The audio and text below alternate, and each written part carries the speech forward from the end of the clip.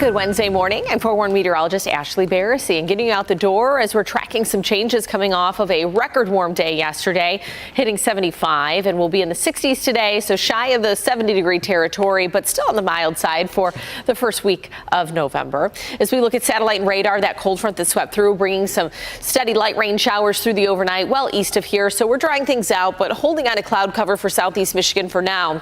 You can see quite a bit of clearing throughout other portions of lower Michigan. So that's what's in store for the later part of today as we'll welcome back some of that sunshine. High pressure that you see off towards Kansas City, well, that will continue to dominate our weather pattern over the next couple days as we dry out, get some sunshine. But that cooler air mass in the wake of the cold front builds in for the rest of the week. So as we take more of a regional view at temperatures, we are at 60, but almost 10 degrees cooler in Chicago and more than 20 degrees cooler if you look off towards Des Moines, reporting 39 degrees, just a degree above freezing up into Minneapolis and Duluth.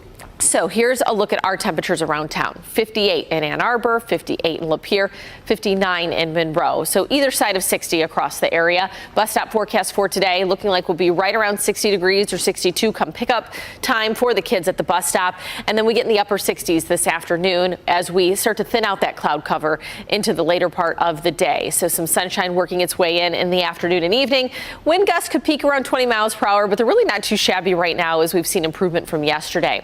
Tonight, 45 for that overnight low. This is worth noting because you see in the corner of your screen, we sit at 60 at Metro. That's a 15-degree swing downward by this time tomorrow morning. So cooler overnight, but the winds will be calming down and they'll be shifting a little bit too out of the north by tomorrow. So that brings in a little bit cooler air. Tomorrow's somewhat seasonal, 53's average, but 59 for the afternoon high under mostly sunny skies. Tracking the tropics, so we have Hurricane Rafael right now. It's a Cat 1 hurricane that's heading towards Cuba, moving northwest at 14 miles per hour, sustained winds at 90, and this is supposed to rapidly intensify today. Before we put the tracker on, worth noting tropical storm warnings in effect for the Florida Keys. Now that doesn't mean that the eye of the system is going to make impact, but the outer bands, the rain, the wind will have impact just to the southern tip there of Florida. Otherwise, the eye of this system is going to track more so towards the Gulf states as far as Louisiana and Texas. But this is how it pans out right now with our tropical tracker. Rapidly intensifying to a Cat 2 hurricane in western Cuba by midday today, pushes off into the Gulf, moves more west than anything. So it should start to lose a little bit of that momentum. In fact, becoming a tropical storm by the time we get into early Monday.